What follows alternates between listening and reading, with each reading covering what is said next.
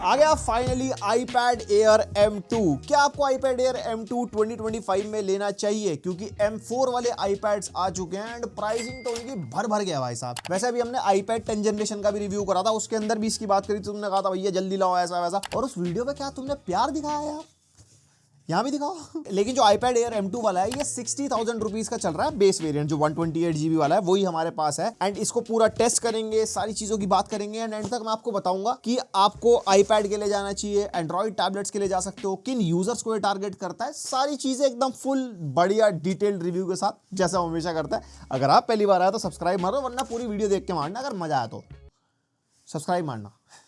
डब्बा खोल लेते हैं। तो यहाँ पे टिपिकल एप्पल वाला डब्बा मिल जाएगा, ये डिवाइस बन रखी है हमारी, और ऐसे डब्बा खोलते ही ये टैबलेट निकल जाता है। टेम्पर्ड इसके ऊपर लगा हुआ है, जुगाड़ वाली चीज है क्योंकि, और थोड़ी बहुत पुस्तकी बातचीत। स्टिकर विकर है क्या इसके अंदर? स्टिकर नहीं है भैया, यह हो सकता है जिसने दिया उसने निकाल लिया हो। और यहाँ पे सेम 10 जनरेशन iPad वाला 20 वॉट का चार्जर मिल जाएगा, और साथ में type C to type C cable, वही ब्रेडेड वाली जैसे हमारे को iPad के बॉक्स में मिलती है। वैसे जो iPad Air M2 है ये मई 2024 में लॉन्च हुआ था और अभी जनवरी 2025 चल रहा है, तो उसके हिसाब से हम इसको जजमेंट देंगे। और प्राइसिंग एंड वेरिएंट्स की बात कर लेते हैं। इसके अंदर हमारे को वाईफाई ओनली एंड सेल्यूलर दोनों वाले मॉडल मिलते हैं, स्टार्टिंग फ्रॉम 60,000 रुपीज, जो 128GB इंटरनल वाला है वाईफाई ओनली वाला। और यहीं पे अगर आप सेल्यूलर लेते हो 128GB तो 74,990, एंड अगर आप अप टू 1TB जाते हो तो 1,10,000 वाईफाई ओनली एंड सेल्यूलर वाला 1,25,000 रुपीज। ये M2 वाली की बातचीत है। M4 लेने वाले रजवाड़े कौन है मुझे जरा कमेंट करके बताओ।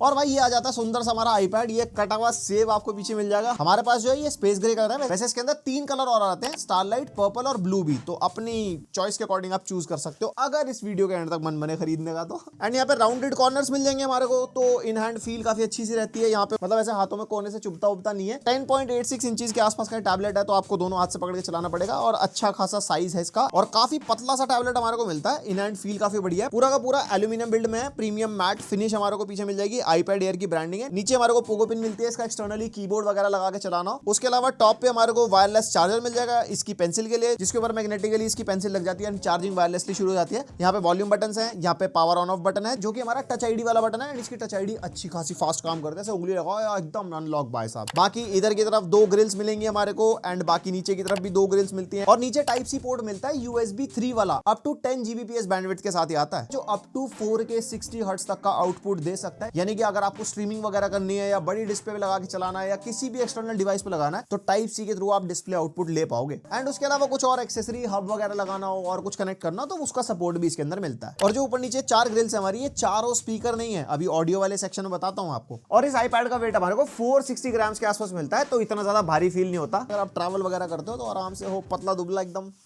एप्पल चमकाते हुए जाओ भाई साहब। एंड अगर बात करते हैं तकनीकी, यहाँ पे M2 चिप के साथ ये आता है, ARM बेस्ड चिपसेट वाला हमारा टैबलेट है। एंड ये अगर आपके माइंड में आ रहा होगा कि भाई मैक के अंदर M2 चिप और इसके अंदर अलग अलग काम करेंगे, देखो मैक के अंदर आपको परफॉर्मेंस ज्यादा बेटर मिलेगी due to wide area, due to better thermals. इसका यहाँ पे एरिया काफी पतला है, तो इसके अंदर ऑब्वियसली लॉन्ग टर्म में वो चिप जैसे हीट वगैरह हो तो ऑब्वियसली परफॉर्मेंस ड्रॉप वगैरह मिलते हैं। एंड टेक्निकली अगर आप देखोगे तो 8 कोर CPU वाली ही चिप है, 9 कोर का GPU मिलता है इस वाली M2 के अंदर। मैकबुक एयर के अंदर 8 कोर वाला है, लेकिन उसके अंदर वेरिएंट के हिसाब से इसमें 10 कोर वाला भी आता है। एंड न्यूरल इंजन भी सेम हमारे को 16 कोर वाला मिलता है, तो ऑलमोस्ट सेम परफॉर्मेंस मिलेगी मैकबुक वाली। बाकी ऐप टू ऐप भी वेरी करता है, किस टाइप से आप चला रहे हो लंबे टाइम तक, टेंपरेचर वगैरह बहुत सारी चीजें। और 8GB रैम है इसके अंदर, LPDDR5, और साथ में 128GB स्टोरेज जो हमारे पास वेरिएंट है। NVMe स्टोरेज इसके अंदर मिलती है, जिसकी रीड स्पीड 890 Mbps के आसपास निकल के आई थी, एंड राइट स्पीड 217 Mbps के आसपास। ये बेसिकली UFS 2 से ऊपर वाली है और UFS 3 से कम वाली है, UFS 2.5।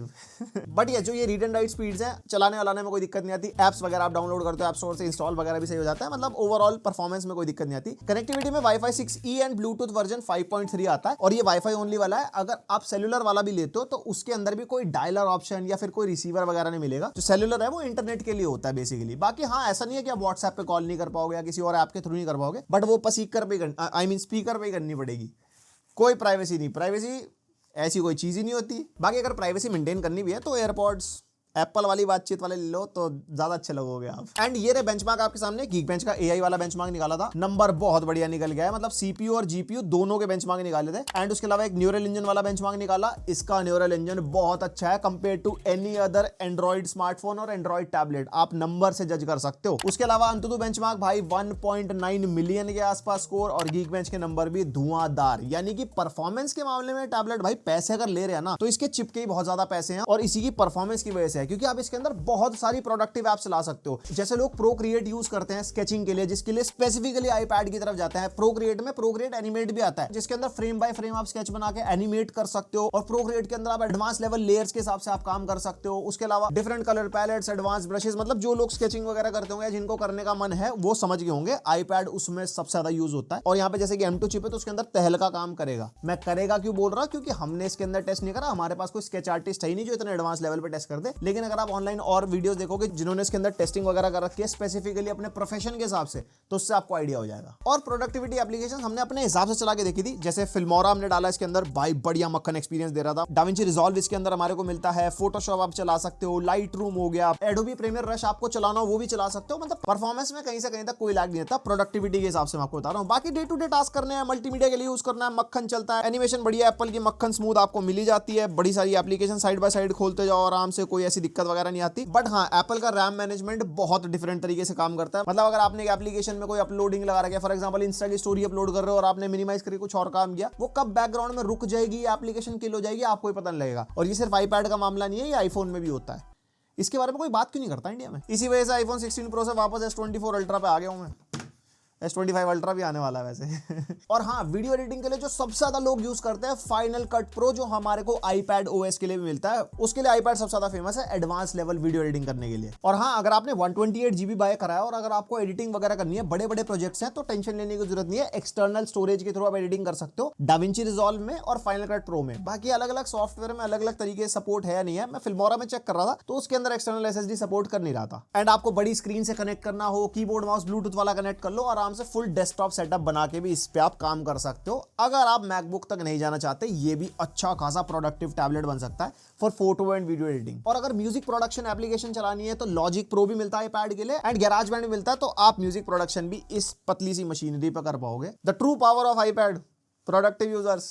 एंड सारी प्रोडक्टिविटी एप्लीकेशंस के अंदर कलाकारी के लिए अगर पेंसिल का यूज करना है तो वहां तो भाई सोने पे सुहागा ही हो जाता है। और जब परफॉर्मेंस की बात चल रही है, गेम टेस्ट भी देख लो। तो भाई सबसे पहले Call of Duty mobile test किया, यहाँ पे सारी सेटिंग्स पे हमारे को मैक्स फ्रेम रेट मिल रहा था, तो हमने मैक्स पे मैक्स से टेस्ट कर दिया, यानी कि 60 FPS, क्योंकि 60 हर्ट्ज वाली डिस्प्ले है और ये गेम इतना ज्यादा डिमांडिंग नहीं है, मक्खन स्मूथ इसके अंदर चल रहा था। फिर उसके बाद हमने BGMI टेस्ट किया, यहाँ पे भाई स्मूथ से लेके HDR तक हमारे को एक्सट्रीम मिल रहा था, तो हमने HDR पे ही एक्सट्रीम टेस्ट किया यहाँ पे, एंड HDR एक्सट्रीम पे मक्खन स्टेबल 60 FPS मिलेंगे भाई। M2 लगी हुई है, तो ये वाले गेम तो इतने हैवी है भी नहीं, तो ज्यादा क्या ही सोच रहा है इनके बारे में। उसके बाद थोड़ा हैवी मामला टेस्ट किया, गेंशिन इंपैक्ट, यहाँ पे ग्राफिक्स क्वालिटी को हाईएस्ट पे कर दिया था, एंड FPS के अंदर हमारे को 120 तक का ऑप्शन मिल रहा था, जबकि ये 60 हर्ट्ज वाली डिस्प्ले, तो भले ही 120 आप सेलेक्ट कर दो भाई, मजा आपको 60 वाला ही आएगा, एंड बढ़िया स्मूथ स्टेबल 60 FPS यहाँ पे मिल रहे थे। कोई भी FPS ड्रॉप वगैरह यहाँ पे नहीं मिला। ऑब्वियसली FPS मीटर नहीं है यहाँ पे, बट खेल के मैं आपको बता सकता हूँ। फिर हमने रेजिडेंट इविल विलेज ट्राई किया, जो नेटिवली लॉन्च हुआ है M2 चिपसेट के लिए। यहाँ पे प्रीसेट जो है हमने रेकमेंडेड कर दिया था, जिसके अंदर रेजोल्यूशन जो है हमारा वो 1600 बाय 1112 हो गया था, एंड बाकी सेटिंग्स वगैरह नीचे ऑफ और कुछ मीडियम वगैरह थी, मतलब मीडियम टू लो सेटिंग्स आप मान सकते हो। एंड यस भाई, यहाँ पे प्लेबल स्मूथ FPS यहाँ पे हमारे को मिल रहे थे, मतलब ये कह सकते हैं 50-60 FPS वाला। बाकी हम सेटिंग्स थोड़ी बढ़ाएंगे भी, तो भी हम इसके ऊपर एंजॉय कर सकते हैं। ऑब्वियसली बड़ी पावरफुल मशीन है। एंड उसके बाद हमने टेस्ट किया COD वॉरजोन, ये भी बहुत डिमांडिंग गेम है। यहाँ पे ना पहले से ही जो प्रीसेट है वो कस्टम दिखा रहा था, इसके अंदर पीक तो हमारी विजुअल क्वालिटी थी, जिसके अंदर बाकी सारी सेटिंग्स हाई होती है, और FPS टारगेट को हमने अनकैप्ड कर दिया था, यानी कि कुछ भी रुकावट नहीं आनी चाहिए ना FPS के अंदर। एंड यहाँ पे सरप्राइजिंगली 30-40 FPS वाला एक्सपीरियंस मिल रहा था, क्योंकि ये काफी पावरफुल डिवाइस है। और हमने काफी देर गेमिंग करी, कुछ ऐसा मतलब ड्रॉप वगैरह तो नहीं मिला। फिर उसके बाद मैंने सेटिंग्स को ना लो पे कर दिया था, मतलब बिल्कुल लोएस्ट। एंड ऑब्वियसली उसके बाद तो हमारे को स्टेबल 60 FPS मिल रहे थे। बहुत कभी कभी थोड़ा बहुत ड्रॉप वगैरह सा फील हुआ, और इतनी बड़ी स्क्रीन में जब आप लो सेटिंग्स पे खेलते हो ना, वो पता लगता है कि ऐसा लगता है जैसे 720p पे इतनी बड़ी स्क्रीन में गेम वगैरह चला दियो। प्लेबल FPS रहता है, विजुअल क्वालिटी गिर जाती है, एंड यस ये गेम थोड़ा अनऑप्टिमाइज्ड भी है। फिर हमने ट्राई किया असासिन्स क्रीड मिराज, यहाँ पे graphics quality by default medium show कर रहा था, तो हमने मीडियम पे टेस्ट कर दिया, एंड इसके अंदर हमारे को स्टेबल 30 FPS मिल रहे थे। जैसे कंसोल टाइप की गेमिंग नहीं होती, जैसे PS4 में हमारे को FPS मिलते हैं, कुछ वैसा एक्सपीरियंस था। लेकिन एक चीज मैं कह सकता हूँ, रेजोल्यूशन बिल्कुल भी अच्छा नहीं लगा मेरे को, मतलब 720p टाइप की फीलिंग दे रहा था, क्योंकि ये वाली गेम मैंने पीसी पे खेली है, प्ले स्टेशन पे खेली है, तो उसके अंदर भाई डेफिनेटली बहुत तगड़ा दिखाई देता है। बट हाँ, एक चीज मैं कह सकता हूँ, आईपैड की गेमिंग परफॉर्मेंस बढ़िया है। और फिर आ जाती है डिस्प्ले, 11 इंचेस की लिक्विड रेटिना डिस्प्ले, जैसे बड़े भारी भारी वर्ड एप्पल वाले यूज करते हैं। वैसे जो रेजोल्यूशन है वो 2360 बाय 1640 है, आईपीएस डिस्प्ले ही है, रेशियो इसका 3:2 वाला है। तो जब आप कंटेंट देखोगे ना मल्टीमीडिया वगैरह में, तो बहुत बड़े बड़े ब्लैक बार्स मिलते हैं, बिकॉज 16:9 वाले कंटेंट होते हैं ज्यादातर, तो उसमें बड़े अजीब से लगते हैं। बाकी गेम्स वगैरह जैसे खेलते हैं तो वो तो ऑटोमेटिकली रेजोल्यूशन के हिसाब से ऑप्टिमाइज है ही। एंड भाई साहब 60 हर्ट्ज का रिफ्रेश रेट, कितना भी क्रिटिसाइज कर लो इनको, ये कहें भाई साहब हम देंगे नहीं ज्यादा, आपको प्रो टैबलेट्स लेने पड़ेंगे फॉर बेटर रिफ्रेश रेट, पैसे ज्यादा खर्च हो, ठीक है भाई साहब, सह लेंगे थोड़ा। और कलर गैमेट हमने टेस्ट किया था, 99% sRGB, 73% Adobe RGB, 73% P3 and 68% NTSC। वैसे एप्पल की वेबसाइट चेक करोगे तो P3 वाइड कलर गैमेट इन्होंने लिखा होता है, बट वाइड इज लाइक भाई 100% P3 हो तो माने, लेकिन टेस्टिंग में 73% P3 निकल गया। बट हाँ, कलर्स अच्छे हैं डिस्प्ले के, अगर आप कलर एक्यूरेसी वाले टास्क करना चाहते हो, photo editing, video editing, colour grading, वहां पे आपको डिसअपॉइंट नहीं करेगी। एंड हमने यहाँ पे ब्राइटनेस टेस्ट भी किया था, ऑल टाइम ब्राइटनेस जो है वो 387 निट्स के आसपास की है। वैसे 500 निट्स तक ये टच कर सकती है अकॉर्डिंग टू डिफरेंट कंटेंट जो भी आप देख रहे होंगे ऑन डिफरेंट मल्टीमीडिया प्लेटफॉर्म, जैसे HDR वाला कंटेंट देख रहे हो तो डिस्प्ले ब्राइटनेस पुश हो जाती है। और display brightness is like okay side, ना तो बहुत ही ज्यादा अच्छी है, जैसे इंडोर में चलाओ तो कोई दिक्कत नहीं आती, आउटडोर में यूज करोगे तो थोड़ी दिक्कत आती है, क्योंकि रिफ्लेक्टिव स्क्रीन है एंड आपको शेड वगैरह चाहिए होगा, एक्सट्रीम सनलाइट में यूजेबल नहीं रहता। वैसे इसके ऊपर एंटी रिफ्लेक्टिव कोटिंग भी है, मतलब compare to any other normal tablet इसके ऊपर रिफ्लेक्शंस डिफरेंट दिखाई देती हैं। आप अपने सामने बी रोल में देख भी रहे होंगे, इसके ऊपर लाइट्स वैसे दिखाई नहीं देती जैसे नॉर्मली डिस्प्ले में दिखती है। तो आउटडोर में दिक्कत आती है, बट उतनी नहीं आती जितनी दूसरे टैबलेट से आएगी। ऑब्वियसली पैसे भी ज्यादा ले रहे हैं उस चीज के लेकिन एक चीज, जो ये एंटी रिफ्लेक्टिव डिस्प्ले है, ये कितने ज्यादा लोगों के काम आएगी, क्योंकि इतना महंगा जब बंदा आईपैड लेगा तो उस पर टेम्पर्ड लगाएगा, और टेम्पर्ड लगाते हुए रिफ्लेक्शन एज इट इज, तो ये पॉइंट भी दिमाग में लेके चलना। और ये मल्टी टच वाली डिस्प्ले, यानी कि 2, 4, 5, 10 फिंगर्स वगैरह आपको लगा के चलानी है तो चल जाएगी, जिस भी टाइप का कंटेंट आपको चलाना है उंगलियों से। एंड डॉल्बी विजन और साथ में HDR 10+ का भी सपोर्ट यहाँ पे हमारे को मिलता है। तो अगर मल्टीमीडिया एक्सपीरियंस की बात करते हैं, आपको नेटफ्लिक्स वगैरह पे कंटेंट देखना है तो HDR का सपोर्ट वहां पे मिलेगा, YouTube पे 4K 60 HDR का सपोर्ट मिलता है, एंड साथ में डॉल्बी विजन का भी सपोर्ट मिलता है। और नेटफ्लिक्स हम चेक करके देख रहे थे, एंड इसके अंदर अप टू 1080p तक कंटेंट चल जाता है on other OTT applications, and YouTube पे तो 4K 60 HDR मैंने आपको बता ही दिया। एंड मल्टीमीडिया के साथ साथ बात कर लेते हैं ऑडियो एक्सपीरियंस की। यहाँ पे हमारे को मिलते हैं डुअल स्पीकर, पर आपको ग्रिल तो 4 है, यहाँ पे बजते 2 ही हैं भाई साहब, लेकिन बाकी के 2 यहाँ पे जो एरिया बने हुए हैं ये बेसिकली वेंटिलेशन के लिए है। तो यहाँ पे डुअल स्पीकर मिलते हैं, लेकिन स्पीकर की क्वालिटी, एक बार आप हेडफोन लगाओ, थोड़ा गाना वाना सुन के देखो, आपको आइडिया हो जाएगा थोड़ा। देखो थंब पे आवाज के अंदर क्लियर है आवाज, लाउडनेस भी मैं कहूंगा अबव एवरेज वाली कह सकता हूँ, बहुत ज्यादा लाउड नहीं है। एंड यहाँ पे स्टीरियो सेपरेशन वगैरह फील होता है लेफ्ट राइट वाला, आपको डिसअपॉइंट भी नहीं करेगी और बहुत ज्यादा अमेज भी नहीं करेगी आवाज। और मैं ऑनलाइन चेक कर रहा था, डॉल्बी एटमॉस का सपोर्ट बता रहे हैं इसके ऊपर, बट कोई भी सेटिंग्स में कोई डॉल्बी एटमॉस का ऑप्शन नहीं है। और मैं नेटफ्लिक्स भी चला रहा था, डॉल्बी विजन तो पॉपअप होता है जिस भी कंटेंट में सपोर्टेड है, बट डॉल्बी एटमॉस पॉपअप नहीं होता। इसके बारे में आप अपना ओपिनियन शेयर करना कमेंट सेक्शन में कि आपके पास ये है, और जो भी मतलब समझ गया ना टाइम के साथ। देन आ जाता है ऑपरेटिंग सिस्टम एंड यूआई। अगर आप पहली बार आईपैड लेने की सोच रहे हो तो उसके हिसाब से थोड़ा बता देता हूं। देखो चलाने में कोई दिक्कत नहीं आती, जो मैं आपको ऑलरेडी बता चुका हूं। स्प्लिट स्क्रीन आप इसके अंदर यूज कर सकते हो, 2 एक साथ विंडो साइड बाय साइड हो जाएंगे, ऊपर 3 डॉट्स आते हैं, जो सपोर्टेड एप्लीकेशन होती है वो आप चला सकते हो। एक स्लाइड ओवर का ऑप्शन भी मिलता है, जिसके अंदर आपकी एक विंडोज लेफ्ट और राइट साइड में चलती है, पॉपअप विंडो की तरह, बट होवर नहीं कर सकते आप उसको। उसके अलावा फाइनल कट कैमरा भी आप इसके अंदर चला सकते हो, जिसके अंदर मल्टीपल आईफोन स्ट्रीम हो जाते हैं, जिसकी आप रिकॉर्डिंग चेकआउट कर सकते हो फॉर पॉडकास्ट, या फिर आपको मॉनिटरिंग करनी है, या फिर कोई भी रिकॉर्डिंग पर्पस है, तो ये as a monitoring screen use हो जाएगा फॉर डिफरेंट आईफोन्स। एंड उसके अंदर और फीचर्स भी हैं, जैसे मैनुअल फोकस, स्पीकिंग वाला ऑप्शन मिल जाता है, डिफरेंट फॉर्मेट्स मिल जाते हैं, ओवर एक्सपोजर इंडिकेटर मिल जाता है। बेसिकली एक एडवांस्ड कैमरा एप्लीकेशन की तरह भी काम करता है वो। एंड ये स्टेज मैनेजर जो हमारा आईपैड 10 जनरेशन के अंदर था, वो M2 वाले आईपैड के अंदर मिलता है। स्टेज मैनेजर आप ऑन कर सकते हो, कंट्रोल सेंटर में जाके आपको स्टेज मैनेजर का शॉर्टकट मिल जाता है। इसके थ्रू आप मल्टीपल विंडोज खोल सकते हो पॉपअप की तरह अपने सामने कुछ इस तरीके से, एंड रीसाइज भी कर पाओगे उनको। और एक्सटर्नल डिस्प्ले अगर आपने लगा रखी है तो उसके अंदर भी आपको डेस्कटॉप वाली फीलिंग चाहिए, अलग अलग विंडोज इधर से उधर ले जानी है, कीबोर्ड माउस आपने कनेक्ट कर रखा है, वहां पे बड़ा काम आता है। And drag and drop feature उसके अंदर काम करता है, जिन भी 2 एप्लीकेशंस के अंदर कुछ भी इधर से उधर ड्रैग एंड ड्रॉप हो सकता है तो स्टेज मैनेजर वाले फीचर के थ्रू कर पाओगे। बहुत बढ़िया और बहुत काम का फीचर है। उसके अलावा जेस्चर्स वगैरह इसके अंदर सपोर्ट मिल जाएगा पूरा, जैसे 4 फिंगर जेस्चर है तो रीसेंट एप्लीकेशन के अंदर आप शिफ्ट कर सकते हो। 5 फिंगर जेस्चर आप करोगे तो आपकी सारी रीसेंट एप्लीकेशन आ जाती है सामने। उसके अलावा 3 फिंगर पिंच में इन एंड आउट में कॉपी पेस्ट हो जाता है। स्वाइप डाउन करते हैं तो स्पॉटलाइट सर्च आ जाता है होम स्क्रीन में, कुछ भी आपको एप्लीकेशन या कोई भी चीज चीज सर्च करनी है। और उसके अलावा मेनली जिसके लिए एप्पल प्रोडक्ट सबसे ज्यादा फेमस है वो है एप्पल इकोसिस्टम। यहाँ पे एप्पल इकोसिस्टम के ऊपर दुनिया भर की वीडियोस आपको ऑनलाइन मिल जाएंगी। फिर भी अगर आपको फटाफट बताऊं तो यूनिवर्सल क्लिपबोर्ड मिलता है, यानी कि जितने भी एप्पल डिवाइसेस आपके पास हैं, जैसे मैकबुक है, आईपैड, आईफोन है, तो आप टेक्स्ट इधर से उधर कॉपी कर सकते हो। एक तरफ कॉपी किया दूसरी तरफ पेस्ट कर पाओगे। उसके अलावा एयर ड्रॉप तो आपको पता ही होगा, एप्पल टू एप्पल कुछ भी सेंड करना हो डेटा, क्या ही बातचीत। और universal control, single track pad use कर सकते हो फॉर मैकबुक, आईपैड। एक ही साथ अगर एक ही एप्पल आईडी लॉग इन होगी तो आराम से आप कंट्रोल कर पाओगे। एंड कॉल आती है तो सारे डिवाइसेस पे शो कर देता है, भाई आपका फोन बज रहा है तो कहीं से भी आप एक्सेस कर सकते हो। आईपैड को as a secondary monitor use कर सकते हो अपनी मैकबुक या आईमैक के साथ। उसके बाद मेन हाईलाइटिंग फीचर जो हमारे को M2 चिपसेट के साथ मिल जाता है वो है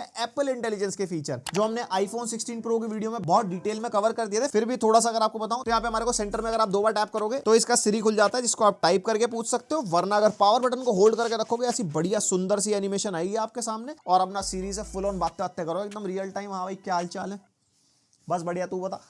एंड राइटिंग टूल्स मिल जाते हैं जो बहुत काम के हैं, जिसके थ्रू आप प्रूफ रीडिंग करा सकते हो, रीराइट करा सकते हो, जिसके अंदर अलग अलग मोड मिलते हैं, फ्रेंडली, प्रोफेशनल, कंसाइज, समरी करा सकते हो। इसको की पॉइंटर्स में चाहिए कुछ भी है, बहुत बढ़िया फीचर है ये तो। जो एप्पल यूजर्स है, अगर आप नहीं यूज कर रहे तो क्या फायदा तुम्हारा। एंड मेल एप्लीकेशन के अंदर हम ईमेल्स को समराइज करवा सकते हैं और उसके अलावा हमारी नोटिफिकेशंस वगैरह भी समराइज हो जाती हैं, जिसको आप एक्सपैंड कर सकते हो किस चीज के रिगार्डिंग क्या है, तो वो काफी छोटा कर देता है चीजों को। उसके अलावा फोटोज एप्लीकेशन के अंदर कोई भी आपको सब्जेक्ट रिमूवल वगैरह करना हो, एप्पल में काफी बढ़िया काम कर रहा है वो। और लास्टली फोटोज ऐप के अंदर मेमोरी मूवीज वाला फीचर मिलता है। अपने मेमोरीज के अंदर जाओ जिसके अंदर सारी फोटोज आपकी शो करता है एंड उसके थ्रू आप मूवी बना सकते हो, जो आपको एकदम एआई के थ्रू बढ़िया बना के दे देगा। एंड एआई के और भी बहुत सारे फीचर है, जेनमोजी है, चैट जीपीटी के थ्रू आप कुछ कर सकते हो, देख लेना थोड़ा जाके, मतलब एप्पल इंटेलिजेंस इसके अंदर मिलेगा। एंड भाई बैटरी ये पतला सा होते हुए 28.93 वॉट आवर बैटरी के साथ आता है। अगर एमएएच में बताऊं तो 7700 एमएएच के आसपास की बैटरी है एंड 10 आवर्स तक का battery backup screen on time में मिलेगा अगर आप वेब ब्राउजिंग और वीडियो प्लेबैक वगैरह कर रहे हो। बाकी गेम खेलोगे तो बैटरी बैकअप ऊपर नीचे हो सकता है। एंड 20 वॉट के चार्जर के साथ आता है and maximum 20 what he support करता है। हमने दूसरे चार्जर भी लगा के देखे, मैंने कहा ये ज्यादा वॉटेज तो नहीं कंज्यूम करता, 20 वॉट से ऊपर नहीं जाता। एंड 0 to 100% 2 आवर्स के आसपास में चार्ज हो जाता है, जो कि ठीक ठाक टाइम है। देन आ जाता है कैमरा। यहाँ पे जो हमारा फ्रंट कैमरा है ना वो 12 मेगापिक्सल का अल्ट्रा वाइड कैमरा मिलता है और जो प्राइमरी लेंस है वो भी 12 मेगापिक्सल का वाइड कैमरा मिलता है। वाइड और अल्ट्रा वाइड में थोड़ा सा जूमिंग का फर्क है। एंड जो बैक कैमरा है उससे अप टू 5x तक जूम आप कर सकते हो। और ये रहे थोड़े बहुत कैमरा के सैंपल्स। देखो टैबलेट्स वगैरह के कैमरा जैसे नहीं होते कि आप फोटोग्राफी कर लोगे, बहुत अच्छी फोटोज मिल जाएगी या सोशल मीडिया पे आप अपलोड कर लोगे। आपके डे टू डे लाइफ में जो आप फोटोज वगैरह लेते हो, किसी को कुछ भेजना है, कोई डॉक्यूमेंट की फोटो भेजनी है या फिर नॉर्मली कोई फोटो वीडियो वगैरह बना ली, उसके लिए ठीक है। डिफरेंट डिफरेंट सैंपल्स आप देख सकते हो जो हमने लिए थे। एक चीज मैं कह सकता हूं, compare to any other Android tablet, outstanding camera है इसका। बहुत अच्छी प्रोसेसिंग है, बहुत अच्छे कलर्स, एकदम मतलब एकदम ना कोई पंची साइड है ना ही न्यूट्रल है, बहुत अच्छी फोटोज निकाल के देता है। एंड ओवरऑल चाहे फ्रंट कैमरा हो चाहे बैक कैमरा हो, मतलब फोटोज वैसे बहुत अच्छी है, टैबलेट पर्सपेक्टिव से बता रहा हूं। और अगर आप वीडियो रिकॉर्डिंग करते हो तो बैक कैमरा से 4K 60 तक हो जाती है एंड फ्रंट कैमरा से 1080p 60 FPS तक कर पाओगे। और ये इसका फ्रंट कैमरा का सैंपल है, तो ऑलमोस्ट इतना पीछे खड़े होकर आप मीटिंग्स वगैरह ले सकते हो, वरना हाथ में पकड़ोगे तो ऐसे अंकलों वाली लुक आएगी। हाँ बेटे क्या हाल है। तो माइक भी जो है हमारा टैबलेट का यूज हो रहा है, और बताना कमेंट करके कैसा लगा। और सॉरी टैबलेट बोल दिया भाई साहब, आईपैड का यूज हो रहा है। और ये कुछ ऐसा बैक कैमरा का सैंपल है, 4K 60 FPS तक मैक्सिमम में रिकॉर्ड करता है। माइक जो है अभी भी हमारा आईपैड का यूज हो रहा है। एंड हम मल्टीपल लाइटिंग से आ गए हैं, अलग लाइटिंग तक। कैसी क्वालिटी है, क्या कुछ है, कमेंट करके बता दो भाई साहब। उसके अलावा अगर आप कैमरा यूज कर रहे हो तो इसके अंदर इफेक्ट्स भी मिलते हैं हमारे को। ऊपर से आप ड्रॉप डाउन करके कंट्रोल सेंटर, उसके अंदर ऑडियो इफेक्ट्स मिल जाएंगे, जैसे automatic, standard, voice isolation, wide spectrum वगैरह। ये हमारे ऑडियो के हिसाब से होता है, जो हमने आईफोन की वीडियो में कवर करा था। भाई बैकग्राउंड नॉइजेस बहुत अच्छे से काट देते हैं, अगर आप मीटिंग्स वगैरह ले रहे हो उसके अंदर बहुत बेनिफिशियल है। उसके अलावा नीचे हमारे को वीडियो इफेक्ट्स मिलते हैं, जैसे पोर्ट्रेट हो गया, भाई बैकग्राउंड ब्लर वगैरह ये ऐड कर देता है। उसके अलावा स्टूडियो लाइट हो गया तो हमारी लाइटिंग एडजस्ट कर देता है। उसके अलावा एक रिएक्शन फीचर मिलता है, जो फेस टाइम में जैसे आप थम्स अप करोगे तो सामने वाले को थम्स अप दिखाई देता है उसके स्क्रीन में। एंड लास्टली हमारे को एक सेंटर स्टेज फीचर मिलता है, जो सबसे बढ़िया है। इसके अंदर बेसिकली ऑटो फ्रेमिंग हो जाती है इंसान की, जैसे लैपटॉप्स पे नहीं होती विंडोज स्टूडियो इफेक्ट्स में। आप जैसे मूव करोगे तो इसका वाइड एंगल पे शिफ्ट हो जाएगा और वो ऑटोमेटिकली आपके फेस के हिसाब से फ्रेम करेगा। ये मीटिंग्स वगैरह के लिए बहुत काम का फीचर है। और भाई आईपैड ले रहे हो तो पेंसिल वेंसिल लेने का मन भी करेगा, तो भाई 11,900 12,000 रुपए की एप्पल पेंसिल मिलेगी आपको, सेकंड जनरेशन वाली। वैसे जो हमारे पास है ये एप्पल पेंसिल प्रो है, ये भी चल जाती है इसके ऊपर, ये भी सेम ही प्राइस पॉइंट की है। एंड अगर आप इसका कीबोर्ड लेते हो जो ट्रैक पैड के साथ आता है तो 30,000 रुपीज का वो है। तो अगर आप पूरा सेटअप बनाओगे तो अच्छा खासा महंगा लैपटॉप वाला सेटअप बन जाएगा, लेकिन पैसे भी लैपटॉप से ज्यादा लग जाएंगे आपके।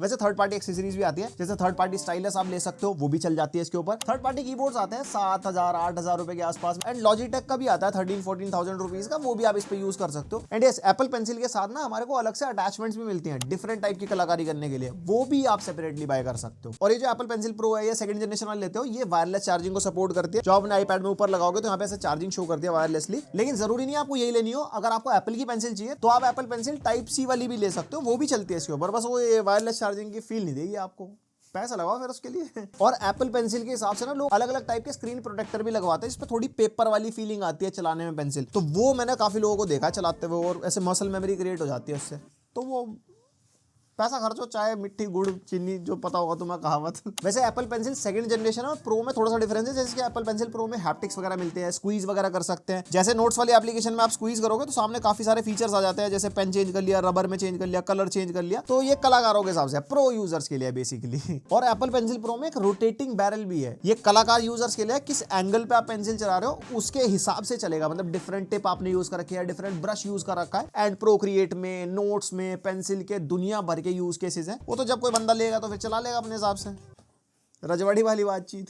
तो ये हो गया Apple iPad air M2 11 inches वाले का पूरा रिव्यू, एंड कंक्लूजन की बात कर लेते हैं। 60,000 रुपीज का है, अगर आपके पास मैकबुक है, आईफोन है, फुल एप्पल इकोसिस्टम वाली बातचीत है, तो ये आपके लिए बहुत बढ़िया चॉइस है, क्योंकि सीमलेसली आप उसको यूज कर पाओगे इकोसिस्टम में। एप्पल इंटेलिजेंस के फीचर इसके अंदर मिल जाते हैं, परफॉर्मेंस में तो कोई दिक्कत ही नहीं है। स्पेसिफिकली अगर आप प्रोडक्टिविटी की तरफ जा रहे हो, जो मैंने एप्लीकेशन आपको बताया, जैसे प्रोक्रिएट हो गई, स्पेसिफिकली आपको एप्पल पेंसिल का बहुत ज्यादा काम है, तो आप इस टैबलेट के लिए जाओ, वरना जिस प्राइस पॉइंट में पेंसिल मिला के, इसका कीबोर्ड वगैरह मिला के और ये टैबलेट मिला के बेस वेरिएंट आता है, आप आराम से मैकबुक M2 के लिए भी जा सकते हो, लेकिन वहीं पे स्केच वाली चीजें छोड़ के बाकी सारी चीजें मैकबुक में भी हो जाएंगी। फाइनल कट चलाना है, प्रोडक्टिविटी की एप्लीकेशन चलानी है, वो सारे काम आपके मैकबुक के अंदर भी हो जाएंगे। एंड अगर आपके माइंड में आ रहा है कि बस आप मल्टीमीडिया के लिए या फिर normal day to day task के लिए आईपैड ले लो, तो भाई मैं रेकमेंड नहीं करूंगा। उसके लिए आप कोई भी एंड्रॉइड टैबलेट के लिए जा सकते हो। OnePlus Pad 2 अभी हमने रिव्यू किया था भाई, 40,000 रुपीज का है, 256 GB है, ये 60,000 रुपीज में 128 GB मिलता है। एंड उसके अलावा बजट में Xiaomi Pad 6 हमने किया था, Xiaomi Pad 7 भी आने वाला है, जिसका रिव्यू बहुत जल्द चैनल पे मिलेगा, तो उन सब कामों के लिए उनको रहने दो। ये प्योरली प्रोडक्टिव यूजर्स, जो एप्लीकेशन स्पेसिफिकली मैंने आपको बताई, इसके लिए तभी लेना। उसके अलावा इतने महंगे पैसे खर्चने की कोई जरूरत नहीं है, ये बहुत लिमिटेड ऑडियंस को टारगेट करते हैं। और अगर आपके माइंड में आ रहा है गेमिंग के लिए आईपैड ले लो, तो उसके लिए मैं रेकमेंड नहीं करूंगा, क्योंकि 60-70,000 रुपीज में आपको आराम से एक अच्छा विंडोज गेमिंग लैपटॉप मिल जाएगा, जिसके ऊपर फार बेटर गेमिंग आप कर पाओगे कंपेयर टू दिस वन। चाहे इसके M2 के नेटिव वाले गेम्स भी हो गए, जो रेजिडेंट एविल वगैरह, असासिन्स क्रीड मैं आपको दिखा रहा था,